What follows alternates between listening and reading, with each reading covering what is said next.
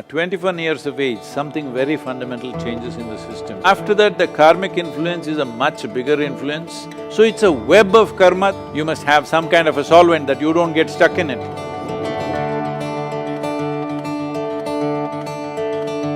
Thank you, Sadhguru. So, following along the previous thoughts that you expressed about the memory, is this the genetic memory that dominates, or is the karmic memory that dominates?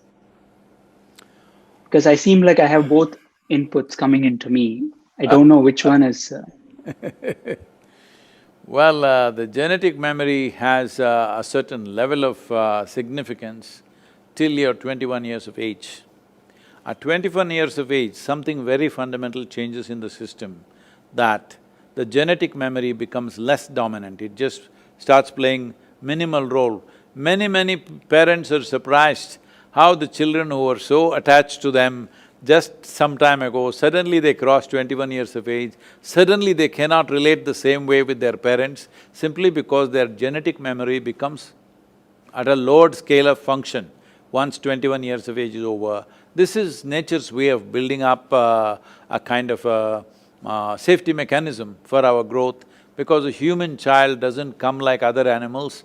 Other animals, 90% of what they should be is already fixed by their genetics. Only 10% of evolution in their lifetime, that too they can either exploit it or not. But with a human being, only 10% is fixed, 90% is left to individual human being. Because of this, the early stage of development for a human child is much more fragile, needs much more atmosphere, needs much more nurture, because 90% has to be created, only 10% is already there as a standard.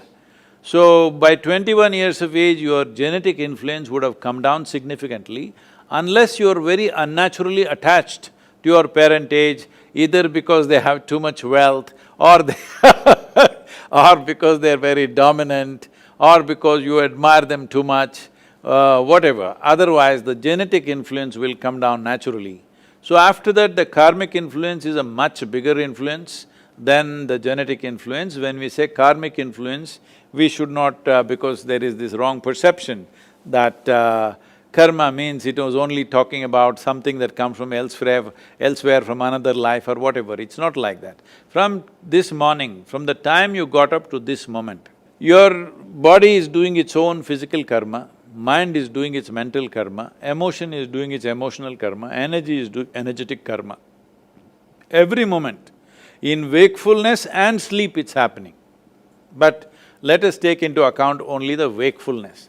From the moment you got up till now, how much of these four aspects of karma have you performed consciously? If you look at it, I don't want to ask you the question, I would normally ask, but with you are all doctors, I won't ask you the question, I will just say this, you please analyze this yourself. Not even 1%, way below 1% is what you're conscious of. Everything else is happening unconsciously. Or in other words, instead of using the unconscious word, which is a kind of a negative word, let's say you're happening automatically. You're happening automatically because of the karmic memory. You have so much memory that you don't have to really think. You don't have to think how to eat. See, when the first time as a child, eating was such a big thing, especially Indian food, it was falling all over you. But today, very efficiently you eat, but you don't think exactly how to hold the food, what to do, because this memory has been built up with your karma. Karma means action. These four dimensions of action are always building things up to make life easier for you, not to entangle you. So it's a web of karma that you create. But when you create a web, you must have a certain… you must have some kind of a solvent that you don't get stuck in it. Suppose you are a spider, you create a beautiful, spectacular web. It is for others to get stuck in it, some other insect. But if the spider itself gets entangled in it, that is a stupid spider. So that is what is happening to human beings. An elaborate system of memory is being created every moment. See, you may be sleeping, there are many experiments like this, I won't go into the detail. Even when you're sleeping, you're fast asleep, you don't know. I will speak in a language that you do not know 1 or 10 sentences. Actually, we can hypnotize you after many months or years. We can make you say those sentences in a language that you do not know, at a time… you perceived it at a time when you are fast asleep. It is possible to do that. So I am saying if you walk from this place to that place, there may be 25 different kinds of smells. You may not notice it consciously. Only if it's very acute, either it is very bad or very good, you may notice it, otherwise you don't notice it. But in the sensory system, all that is recorded. So without knowing why, without actually mentally or intellectually articulating it, you just don't like to go to certain places. Maybe it's the smell, maybe it's the vision, maybe it's the sounds, maybe it's just the energy there, whatever it is, your four dimensions of karma, physical, mental, emotional and energetic karma, is always building an elaborate and spectacular web for you. This web is not to trap you, this web is to make life automatic so that many things you don't have to think. Just like that you can do it because it's in your karmic memory. But unfortunately, because people are getting so identified with many things that they do, and they start choosing what is good and what is bad. The moment you say this is good, you will develop certain affinity for it. The moment you say this is bad, you will develop certain aversion for it. Both in affinity and aversion, you will get stuck. Now you built an elaborate web and you got stuck in your own web. This is the fate of karma for most people.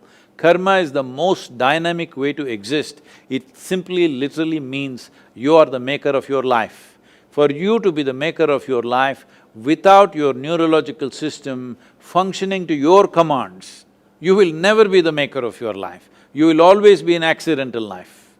So if you move away from being an accidental life, the people who are experiencing unnecessary levels of anxiety and fear and things on a daily basis, a whole lot of medical professionals are going about saying, these are normal things, you're anxious, it's normal, even I am also anxious.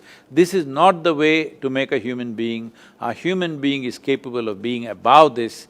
We are considered as human beings. We did not use the word being for any other creature. We don't call an elephant being, a tiger being, an ant being or something like this.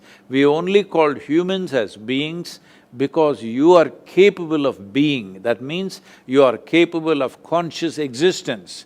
That means you are capable of using every faculty that you have the way you want, not in reaction to what happens around you, but by conscious response.